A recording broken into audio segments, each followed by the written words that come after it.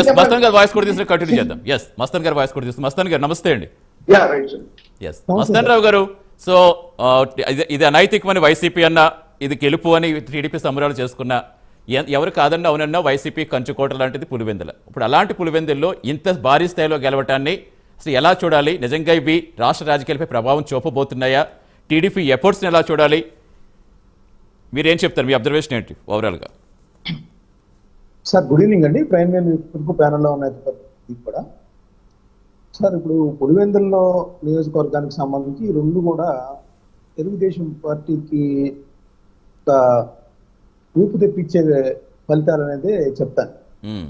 ఎందుకంటే వాళ్ళ కార్యకర్తలు అందరూ కూడా కుప్పం మీద వైఎస్ జగన్మోహన్ రెడ్డి గారు గతంలో ఏ విధంగా అయితే కాన్సన్ట్రేట్ చేసి ఇక్కడ ఓడించగలిగారో, దానికి ప్రతీకారం అనండి, లేకపోతే రాజకీయ ఎత్తుగడలు అనండి, ఏదైనా కావచ్చు. అప్పట్లో జగన్మోహన్ రెడ్డి గారు కూడా రాజకీయ ఎత్తుగడ వేశారు. ఎందుకంటే కుప్పంలో దెబ్బతీయటం ద్వారా చంద్రబాబు నాయుడు గారి ఆత్మస్థైర్యాన్ని, తద్వారా తెలుగుదేశం పార్టీ కార్యకర్తల ఆత్మస్థైర్యాన్ని దెబ్బతీయవచ్చు. ఇప్పుడు అదే పందాన్ని తెలుగుదేశం పార్టీ కూడా ఈరోజు అనుసరించిన పరిస్థితి ఇక్కడ చూసింది. దానిలో ఎటువంటి సందేహం లేదు. ఎందుకంటే ఈ రెండు కూడా వైఎస్ఆర్సీపీకి సంబంధించి, ఒక ఆయనేమో ఎమ్మెల్యేగా గెలిచారు, దానివల్ల వచ్చిన ఉప ఎన్నిక, ఇంకోటేమో చనిపోయారు, ఆయన ఏకగ్రీవంగా ఎన్నికైన పరిస్థితి.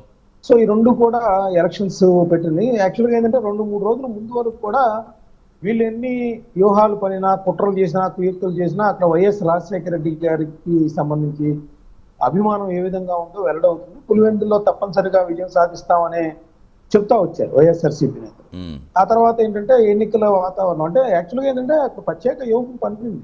తెలుగుదేశం పార్టీ ఏంటంటే వాళ్ళ వైఎస్ఆర్సీపీకి సంబంధించిన కొంతమంది బలమైన నేతలను గ్రామ మండల స్థాయిలో చేర్చుకోవటం, సరే వాళ్ళని అట్రాక్ట్ చేయడం, వాళ్ళకి పనులు చేసి పెడతాము. అది సేమ్ టైం ఏంటంటే ఇంకొకటి చెప్తాను, ఇక్కడ ఎవరు కూడా టచ్ చేయండి ఏంటంటే పులివెందుల్లో సర్పంచులుగా వైఎస్ఆర్సీపీ సపోర్ట్ తో గెలిచి ఉన్న వాళ్ళందరూ కూడా గతంలో చాలా వర్క్ చేశారు, అభివృద్ధి పనులు. ఆ అభివృద్ధి పనులకు సంబంధించి జగన్మోహన్ రెడ్డి గారు పులివెందులు వెళ్ళినప్పుడు వాళ్ళందరూ కూడా సార్ మాకు బిల్లులు రాలేదు, దాదాపు పులివెందుల నియోజకవర్గ వ్యాప్తంగా కావచ్చు, కడప జిల్లా వ్యాప్తంగా కావచ్చు 2 నుంచి 250 కోట్ల రూపాయలు ఉన్నాయని చెప్పారు. సో వాటికి బిల్స్ రాలేదంటే ఆయన సరే మళ్ళీ మన ప్రభుత్వం వచ్చిన తర్వాత చూద్దామని చెప్పారు. సో దాని మీద తీవ్ర అసంతృప్తి ఉంది. అసలు మా ధనంజయ రెడ్డి గారు లాంటి వాళ్ళేమో వాళ్ళందరినీ రిజెక్ట్ చేశారు, తిప్పించుకొని. గ్రామ స్థాయిలో, మండల స్థాయిలో విజయం సాధించాలంటే పంచాయతీలకు సంబంధించిన సర్పంచులు చాలా కీలక పాత్ర వహిస్తారు. సో వీళ్ళందరూ ఈ రోజు వాళ్ళు సహాయ నిరాకరణ చేసిన పరిస్థితి కనిపిస్తాం. ఇంకోటి కూడా చెప్తాను, జగన్మోహన్ రెడ్డి గారు ఇప్పుడు ప్రెస్ మీట్ లో మాట్లాడుతున్నారు, లేకపోతే బెంగళూరు వెళ్ళి వస్తున్నారు, కానీ నిజానికి ఇంత పెద్ద ఎత్తున వైఎస్ఆర్సీపీని దెబ్బతీయటానికి చంద్రబాబు నాయుడు గారు, లోకేష్ గారు, లేదంటే వాళ్ళ పార్టీ ప్రత్యేక వ్యూహం పన్నినప్పుడు జగన్మోహన్ రెడ్డి గారు వాళ్ళ వాటర్లను కాపాడుకోవడానికి కానీ, పులివెందుల్లో కనీసం పర్యటించడం కానీ, ఒక సమీక్షా సమావేశం కానీ ఈ ఎన్నికకి సంబంధించి పూర్తిగా అవినాష్ రెడ్డి గారు లాంటి వారి మీద వదిలేసేది.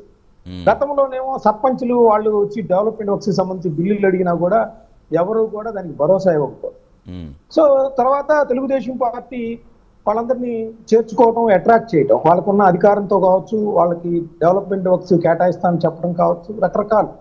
ఇంకోటి కూడా ఈ ఎన్నికల్లో డబ్బులు కూడా మనం వార్తలన్నీ కనుక గమనిస్తే, పేపర్లో వచ్చిన వార్తలు, ధన ప్రభావం కూడా అధికంగా రెండు పార్టీలకి సంబంధించి ఆ వార్తలు కనిపించారు. సో ఇప్పుడు ఇదంతా కూడా అప్రజాస్వామికం అని చెప్పడానికి ఎక్కడ సాధిస్తారు? ఇప్పుడు వాళ్ళు కోర్టుకు వెళ్ళారు, గతంలో మొన్న కూడా కోర్టుకు వెళ్ళారు 2 రోజుల ముందు, ఇప్పుడు కూడా ఈ రోజు కూడా కోర్టుకు వెళ్ళారు. కోర్టు ఎక్కడ కూడా వాళ్ళ వాదనని అంగీకరించే పరిస్థితి, అంతా కూడా ఎలక్షన్ కమిషన్ పరిధిలో ఉంటది కాబట్టి తాము ఎక్కడ జోక్యం చేసుకోలేదని. సో అదంతా చూస్తే గతంలో వైఎస్ఆర్సీపీ ప్రభుత్వంలో కూడా అలానే జరిగినా కూడా అప్పుడు కూడా ఎస్ఈసీకే వదిలేసిన పరిస్థితి కూడా ఉంది, కోర్టు కూడా.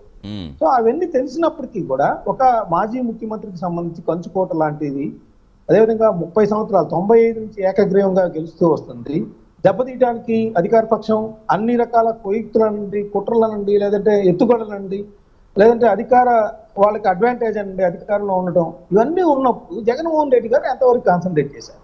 ఎందుకు అవినాష్ రెడ్డి లాంటి వాళ్ళకి పూర్తిగా వదిలేశారు అనేది కూడా ఈ రోజు వైఎస్ఆర్సీపీ నాయకుల నుంచి వస్తున్న ప్రశ్నగా కూడా మనం చూపొచ్చు. ఇంకోటి కూడా చెప్తాను, ఈ ఎన్నిక ఇప్పుడు ఎలాంటి చర్చలు లేవనెత్తి చూడండి. నిన్న ఇప్పుడు స్పీకర్ అయ్యన్న పాత్రుడు గారు ఏమంటారు, పులివెందుల్లో ఎన్నికల గురించి ఆయన ప్రజాస్వామ్యం గురించి మాట్లాడటం అయ్యన్న పాత్రుడు గారు కీలకమైన వ్యాఖ్యలు చేశారు. అసలు ఆ జగన్ గారు అలాంటి మాట్లాడటం చాలా అసహ్యం వేస్తుంది. ఇంకోటి ఏమంటారంటే ఆయన మళ్ళీ అసెంబ్లీ సమావేశాలు జరగబోతున్నాయి, అసెంబ్లీలో కనుక వస్తారో రారో ముందే ఇప్పుడే చెప్పాలి, చెప్తే గానీ వాళ్ళకి ప్రశ్నలు వేయడానికి మేము అనుమతించం, వాళ్ళు రాకుండా ప్రశ్నలు వేసే ప్రశ్న లేదు, వాళ్ళు కనుక రాకపోతే వేరే పక్షాలకి ఆ ప్రశ్నలు వేసే అవకాశం ఇస్తాము అంటున్నారు. అంటే ఏంటి, అసెంబ్లీకి వస్తారో రారో కూడా ఇప్పుడు ఈ ప్రశ్నల ద్వారానే వాళ్ళకి ఇదే సందర్భాన్ని తీసుకున్నారు అయ్యన్న పాత్రుడు గారు. ఇంకోటి జగన్మోహన్ రెడ్డి గారు చేసిన ఒక తప్పిదం చూడండి.